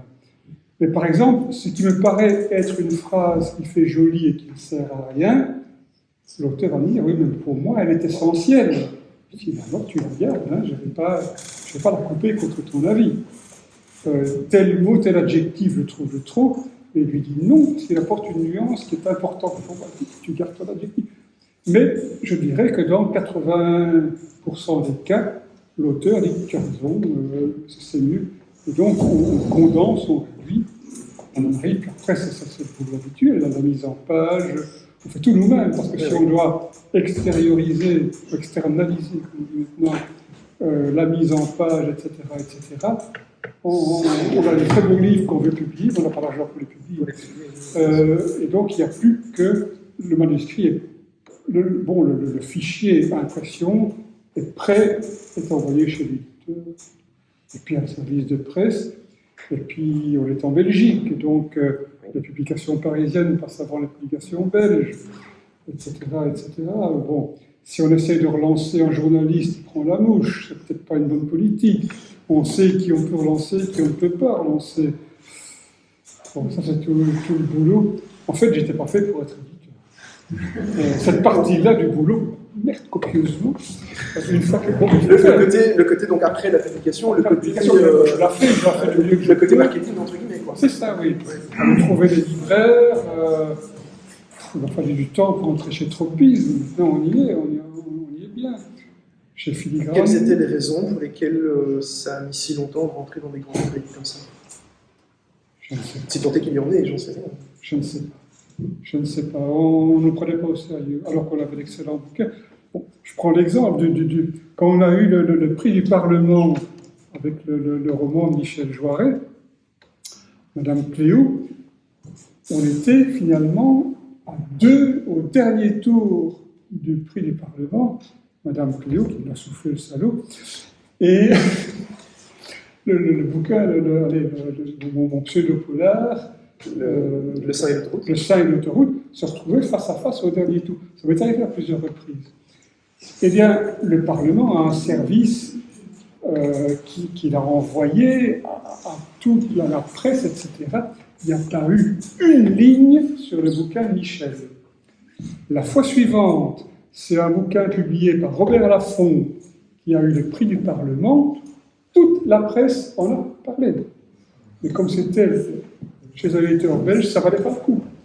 Alors, ça commence tout doucement à changer. Par exemple, j'ai eu un coup de fil, Jean-Claude Van Troyen, pas plus tard qu'hier, qui me demandait d'urgence les coordonnées d'un auteur dont il va parler samedi prochain. Et bon, mon livre du Sun commence à régulièrement parler. Mais quel boulot pour en arriver. Et tu as le sentiment que ça commence un peu à changer, à évoluer, parce que ce dont on parle là, c'est encore la position de l'édition belge par rapport à l'édition française, c'est encore le fait que, tu en parles abondamment aussi dans tes interviews, le fait que les journaux, disons, officiels, mainstream, ne vont pas parler d'un bouquin publié en Belgique plutôt que celui d'un auteur belge publié à Paris. Est-ce que tu as l'impression que c'est en train d'évoluer, de changer, ça ? Écoute, je pense que c'est en train, notamment le soir, maintenant, chaque fois parle d'un auteur belge. 8 fois sur 10, il est publié à Paris, mais quand même 2 fois sur 10, il est publié en Belgique. Avec quand même des petites préférences qu'on lit notamment, qui a une très bonne attaché de presse que je n'ai pas les moyens de payer. Mais bon, ok, on lit, bravo, il faut le bon livre, je ne sais pas qu'on parle d'eux. Ce qui est extraordinaire dans l'édition belge actuellement, c'est qu'il n'y a pas de jalousie, qu'on s'entend bien, on se refile des tuyaux les uns aux autres. Il y a plusieurs jeunes éditeurs et éditrices qui sont en train de se lancer, qui font un boulot, Névrosé fait un boulot remarquable. Et bon, on se rencontre régulièrement, on s'échange des façons de travailler, on s'échange des choses. On s'est encore rencontrés la semaine dernière à l'Association des éditeurs belges pour l'Assemblée générale. On était ensemble, on mangeait ensemble, on prenait un verre ensemble, sauf moi qui sors d'une hépatite. Et vraiment, on était heureux de se retrouver. Ça n'a pas toujours été le cas. Hein. Entre Le Sulquin et Charles de Trasny, c'était pas l'amitié. Samsa est un peu à part quand même. Mais bon, je trouve... J'aime bien maintenant le milieu de l'édition belge, je m'y sens bien. Je ne sais pas comment je serai à Paris. Oui. Ce qui commence à arriver, c'est qu'on commence de plus en plus à recevoir des manuscrits d'auteurs qui ont beaucoup publié à Paris et qui arrivent chez nous. Bon, nous en avons un, et un grand, puisqu'il a raté d'un fifrelin le Renaudot, Jean-Yvan, qui vient de publier chez nous, grâce à un autre Jean qui était à côté de lui, son premier recueil de nouvelles, un recueil que tout le monde trouve génial. On n'a que des échos remarquables. Pas encore dans la grande presse, mais j'espère que ça va venir. Bon, comment ce bouquin-là n'a pas trouvé sa place à Paris? Parce que c'est des nouvelles, sans doute. Parce qu'il n'a peut-être plus l'âge pour se trébousser sur TikTok. Je ne sais pas, il y a des raisons. Mais j'en ai reçu 2 la semaine dernière.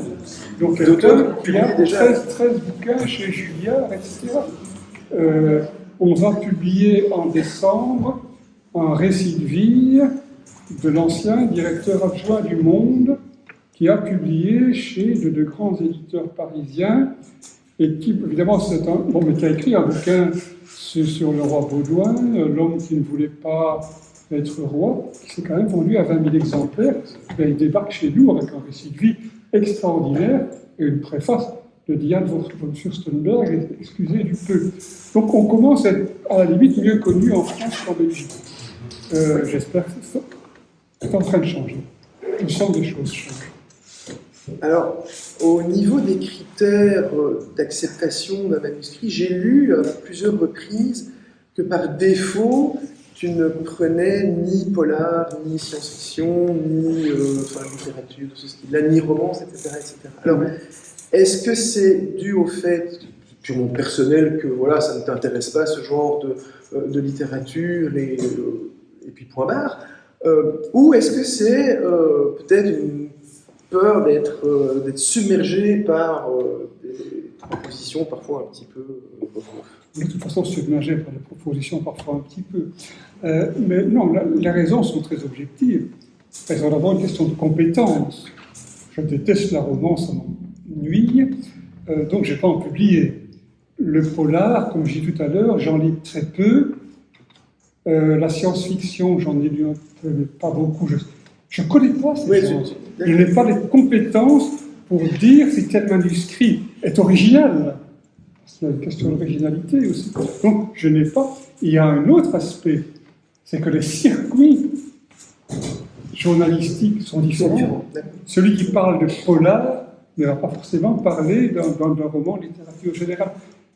Et donc, se disperser n'est jamais bon. Donc, moi, je m'en tiens à ce que je connais, la littérature générale. Donc on est en train un peu de rajeunir grâce à Laura, mais il reste quand même une littérature assez classique.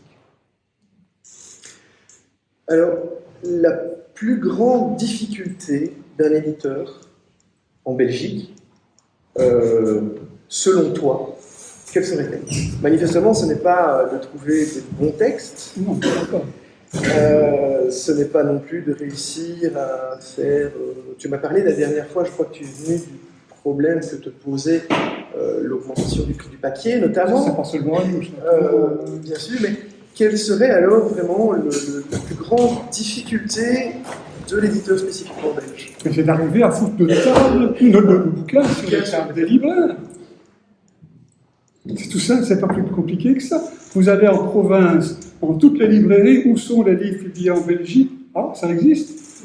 Alors qu'ils viennent de recevoir l'avis de parution, alors qu'il y a eu peut-être un article la semaine précédente, ils ne les ont pas. Il y a quelques exceptions, l'oiseau lira avisé, il y a deux, trois exceptions. Mais en général, ils ne les ont pas. Avoir son bouquin sur une table de libraire à Liège, il faut assassiner quelqu'un, un liégeois de préférence. C'est ça qui est compliqué. Il y a 10 libraires en Belgique qui mettent le bouquin sur leur table. Les autres, quand ils en prennent un exemplaire, ils le foutent dans les rayons, soit tout en dessous, soit tout au-dessus, où personne ne va jamais aller les trouver. Alors si quelqu'un a lu quelque chose et a dit « Vous avez ce bouquin ?» On a quand même eu le cas de quelqu'un qui va « Est-ce que vous avez ce livre-là » Oh non, on ne l'a pas. Vous êtes sûr? L'éditeur m'a dit que vous l'aviez, parce que je l'ai relevé. Ah oui, on en a un exemplaire, c'est vrai. Merde, quoi. Et une autre, l'amie d'une de nos autrices, auteurs, dans le Brabant Wallon, on va trouver la librairie du Brabant Wallon et dit « Je voudrais bien commander tel bouquin. » Ouh, les éditions Méo, ça va être très compliqué, vous savez, pour le distribuer, diffuser et tout. Extrêmement compliqué, ça va prendre des semaines pour l'avoir, etc. Ah bon, du sérieux, je vais le commander sur Fnac.com, je crois, là on l'a dans les 2 jours, vous ne me reverrez plus, au revoir. N'empêche, c'est comme ça que ça se passe. Et là, c'est depuis toujours en Belgique. Oui, c'est quelque chose dont on parlait déjà. Oui, on parlait déjà quand j'ai commencé à publier, mais déjà bien avant. C'est Maurice Materlin qui disait « En Belgique, on ne vend pas ses livres, on les offre. » Alors, je t'ai posé la question de la plus grande difficulté de l'éditeur, donc peut-être de la plus grande frustration aussi. Je vais poser la question inverse. Est-ce que tu as un ou plusieurs souvenirs où tu t'es dit, là, j'ai réalisé un coup pour moi? Est-ce que tu as vraiment un moment dans ta carrière d'éditeur qui t'a marqué profondément comme ça, à l'inverse des mauvais moments? Réaliser un coup, c'est un vocable que je ne supporte pas. Il y a plein d'éditeurs qui essaient de réaliser des coups. Je n'ai jamais réalisé un coup de ma vie d'éditeur. En dehors de j'ai réalisé des coups en dehors de ma vie d'éditeur, mais dans ma vie d'éditeur, non, jamais. Par contre, le livre dont je suis le plus fier, et de nouveau, c'est à Jean Joniot que je le dois. Un beau jour, un de tes amis, comment il s'appelle déjà? Georges Lebouc est interviewé par Jean. Et Georges Lebouc dit « J'ai un ami médecin qui a écrit le récit de la vie de sa mère et le sien par la même occasion. Cet homme, neurocancérologue de réputation mondiale, va bientôt mourir de métastase cérébrale d'un cancer du rein. Et donc, il faudrait qu'on trouve d'urgence un éditeur pour publier ça. Est-ce que tu en connais un? » Et Jean prend mon téléphone et il me dit « Gérard, est-ce que tu connais Jerzy, disait-on, Jerzy Hildebrandt ?» Qui est le professeur Hildebrandt, évidemment, comme médecin. Il est connu comme le loup blanc. Bon, est-ce que tu serais d'accord de lire un manuscrit? Évidemment, d'accord. Et donc, Georges Lebouc a débarqué avec le manuscrit le lendemain. Hildebrandt, d'origine polonaise, avait une écriture en français, je ne te dis pas. Et donc, on a mis 15 jours, le bouc et moi, à réécrire le bouquin. Et un mois après, Hildebrand avait son livre. Il a pu, juste avant de mourir, l'offrir à ses proches. Et il a fixé la date de parution au jour de son incinération. Et tous les gens, et là, la famille a acheté un certain nombre de livres, et tous les gens qui sont venus aux funérailles ont reçu un exemplaire. C'est le livre, c'est notre best-seller, on approche des 1000 exemplaires, le livre belge, c'est très bien, on va bientôt le dépasser, mais ça ne fait rien. On m'en a commandé de partout dans le monde, d'Australie, de Nouvelle-Zélande, d'Afrique du Sud, des commandes en anglais. Je suis sûr que les gens qui le commandaient ne connaissaient pas un mot de français, mais voulaient avoir le livre de leur ami Yeji Hildebrand. Et là, c'est vraiment le livre dont je suis... On en vend ce mois-ci, c'est paru en 2013, quelque chose comme ça. Ce mois-ci, il s'en est encore vendu un à la librairie française. Tous les mois, on en vend un ou deux exemples. À Foire du Livre, j'en ai vendu 4. C'est incroyable. Alors bon, tu es, et on va probablement finir là-dessus, écrivain, éditeur, mais est-ce que tu pourrais aussi nous dire un mot de la troisième activité littéraire finalement, que je ne sais pas si tu t'en occupes encore, mais tu as aussi été traducteur essentiellement d'écrivains de cerveau croate, enfin de ce qu'on appelait jadis le cerveau croate. Donc j'ai été casque bleu en Bosnie-Herzégovine pendant la guerre. Sur place, j'ai commencé à étudier la langue. Et après mon retour, j'ai rencontré ici les écrivains réfugiés. Et puis, ils nous ont donné, c'est d'ailleurs les origines des éditions Méo. Oui. Quand ils sont rentrés dans leur pays après la guerre, ils nous ont dit, mais nous, on n'a plus de littérature étrangère, tout est détruit, il n'y a plus de bibliothèque, il n'y a plus de librairie, il n'y a plus rien du tout. Ce serait chouette qu'on ait, puisqu'on a été réfugiés en Belgique, qu'on ait des livres d'écrivains belges. Et donc la promotion des lettres nous a donné un petit budget, et pendant 7-8 ans, chaque année, on a publié un livre d'écrivains belges à Sarajevo, en serbo-croate. On ne les vendait pas parce qu'il n'y avait pas de pognon, mais on les offrait aux bibliothèques, on les offrait un peu partout. Et on a comme ça, on avait constitué là-bas quand même, c'était pas rien. Il y a ceux qu'on choisissait nous-mêmes, Pierre Mertens, il y a eu la directrice de la maison à l'époque, adorait Savitskaya, donc on a intégré Savitskaya. Il y a eu, moi j'ai absolument voulu que Michel Lambert en fasse partie. Donc on avait chacun, on nous a imposé Amélie Nothomb la promotion des lettres, mais c'est moi qui ai pu choisir, et donc j'ai pris Sabotage amoureux, le bouquin que j'avais bien aimé d'elle, etc. Donc on avait vraiment une excellente collection là-bas. Et puis la source tarissant, les éditions là-bas reprenant du poil de la bête, ça s'est arrêté, mais on s'est dit, maintenant qu'on est bien parti, on va commencer à traduire les écrivains de là-bas.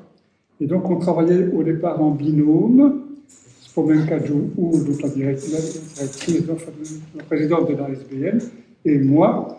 Elle dégrossissait la traduction, moi je peaufinais, et puis on a travaillé, on a quand même publié de très grands écrivains là-bas. On a essayé de les faire paraître dans l'édition française, on n'avait pas au départ l'idée de faire une maison d'édition belge. Ça a été parfois très loin, par exemple Robert Laffont, la directrice de la collection Pavillon, m'a téléphoné pour me dire, écoutez, j'ai beaucoup aimé les nouvelles d'Alma Lazarevska, elles sont extraordinaires, j'en fais bonne affaire au comité de lecture. Et elle me rappelle un mois après, comité de lecture unanime, tout le monde enthousiaste, mais les commerciaux ont dit non, la guerre est finie depuis trop longtemps, on n'en vendra plus. Vous n'auriez pas par hasard une traduction du tchétchène? La guerre en Tchétchénie. C'est cruel. Non, c'était une boutade.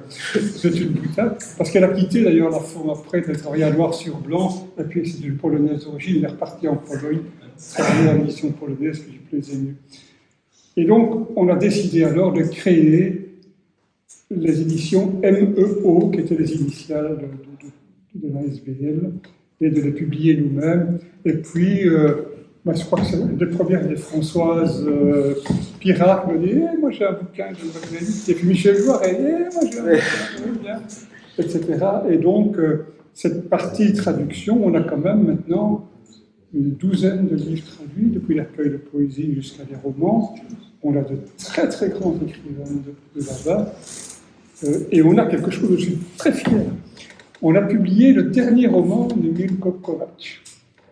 Milko Kovač, pendant 20 ans, on a dit que ce serait le prochain prix Nobel de littérature. Il est mort sans avoir eu le prix Nobel de littérature. Mais il a quand même eu le prix Herder, qui est un grand prix allemand de littérature étrangère. Et il avait eu le prix du Pen Club de Suède, une bonne introduction au prix Nobel. Et Milko Kovač publiait en français chez Rivage. Et puis son dernier roman était tellement différent des autres qu'ils ne l'ont pas pris. Moi j'ai sauté dessus. Il est très content, on l'a traduit, on l'a publié. Et une de ses amies, qui est devenue une autrice chez nous aussi, lui a dit c'est une très bonne traduction. Il était vraiment très heureux, il parlait un peu le français. Et puis il a attrapé un cancer du côlon aussi. Et il était sur le point, il était plus très loin de la mort, quand on a décidé de faire un espèce de florilège de poètes de Croatie. Milko Kovač, toute sa vie, avait écrit de la poésie et avait toujours refusé de la publier, en disant « j'ai trop de respect pour la poésie et les poètes, publier la mienne ».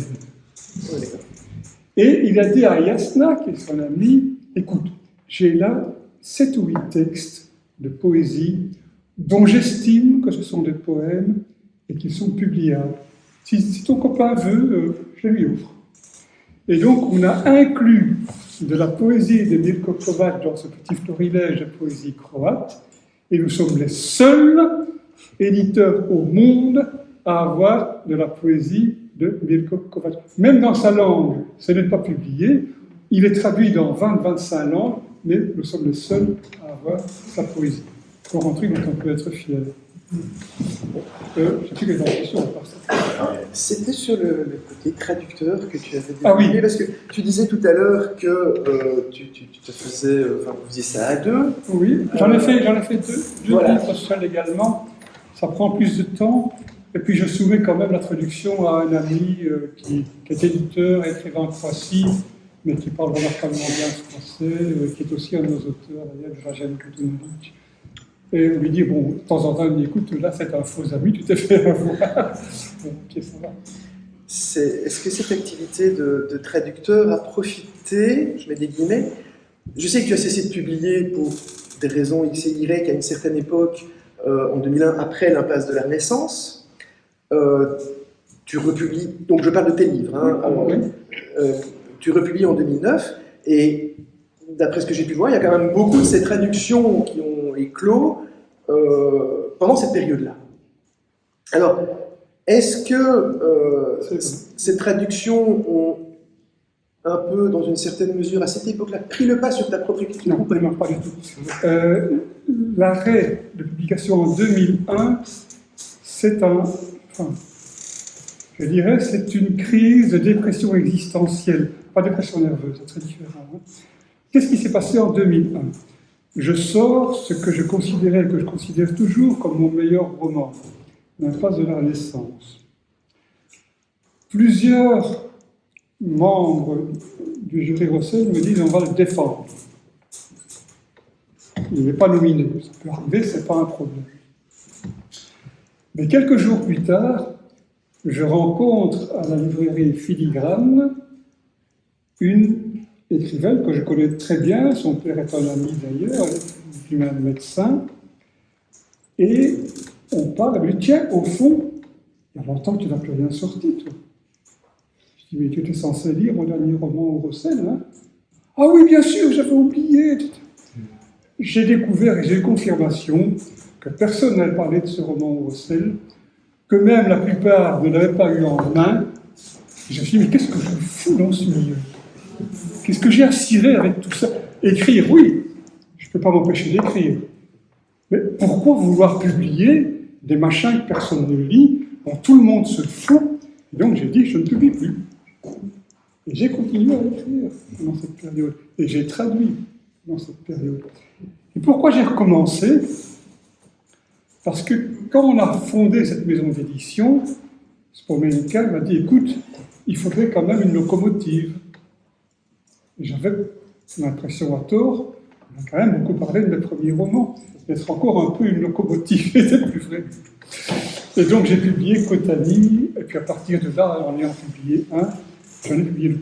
Mais, entre-temps, j'avais publié dans Marginal une nouvelle qui est devenue, bien plus tard, l'amorce de mon dernier roman. Et cette nouvelle, Jean Joniot, toujours lui, Edmond Morel, l'avait beaucoup appréciée et m'avait enregistré la lisant.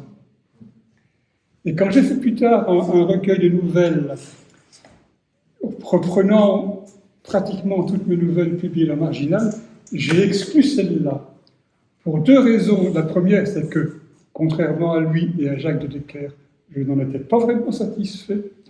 Et la seconde, c'est qu'elle était trop différente du reste du recueil. Je l'ai gardée en disant, je vais en faire quelque chose. Et puis un beau jour, je me suis dit, je vais en faire un bref roman, qui est ce roman de 650 pages qui vient de sortir. Le Maître du Monxine. Et je signale que ce n'est pas le seul cas comme ça, c'est-à-dire que j'ai regardé, parce que sur le site de Marginal, on les trouve, toutes tes nouvelles, et il y a de fait celles qui ne sont pas reprises dans le recueil dont tu parles, qui est de l'existence de Dieu dans le trame 56. Donc en effet, le Maître de Monxine n'est pas là forcément, mais je constate qu'il y en a une qui s'appelle Still an Act, qui n'est pas là non plus. Et qui a donné manifestement naissance avec une deuxième nouvelle dont je ne me souviens plus du titre par contre, à ton roman qui s'appelle Still an Act. Donc ce procédé de reprise finalement de texte, tu l'as fait au moins 3 fois. Quoi. Au moins 3 fois. Et Marco Ngalula. Au départ, on m'avait contacté pour me demander, c'était l'époque où on militait pour le droit de mourir dans la dignité. Donc, je connaissais les gens du mouvement, et il faisait un recueil de nouvelles défendant le droit de mourir dans la dignité. Et j'avais écrit une nouvelle qui s'appelait Ngalula, tout simplement. Ils ne l'ont pas prise parce que c'était trop littéraire. Il nous a fallu une nouvelle plus militante, moins littéraire. J'avais longtemps gardé, et puis un beau jour, j'ai écrit le roman Marco Ngalula en développant ça. Donc j'ai fait plusieurs fois ça. Je crois qu'il y en a encore une autre que je sais plus. Oui, si. Voilà, j'ai oublié le titre. Dans mes romans. Tu vois comment ça s'appelle? La Passion selon saint Mars? Non, un roman? Oui, un des premiers. J'ai fait la liste ici. Bon, je fais rien, peu importe. C'était une nouvelle que m'avait commandée Charles-Antoine de Trasny, parce qu'il faisait un recueil de nouvelles d'écrivains adultes qui auraient écrit une nouvelle pour enfants. Je lui ai envoyé la nouvelle, il m'a dit désolé, j'avais dit, je souhaitais enfant de 7-8 ans, moi j'étais pour 12-13 ans. Il n'a pas pris, heureusement, ça m'a permis de la transformer en roman qui est assez bon. Bien, alors, je crois qu'il y a quand même beaucoup de gens qui te connaissent dans la salle, donc je ne sais pas si certains ou certaines d'entre vous veulent intervenir pour ce que vous voulez. Je ne sais pas. Je vais ajouter, j'ai toujours imaginé que je n'avais pas du tout l'étoffe d'un éditeur. Quand Spomenka m'a dit c'est toi qui vas prendre la direction, je dis mais moi j'ai pas les compétences. Moi tout ce qui est pognon, je fais bien la comptabilité, etc. Mais tout ce qui est commercial, je suis nul. Mais tu as fait tout ça en autodidacte. Ouais, tout. Je suis nul en commercial. Il suffit que j'arrive dans un machin commercial pour couvrir tout. En même temps, ça va, je commence à avoir des ficelles.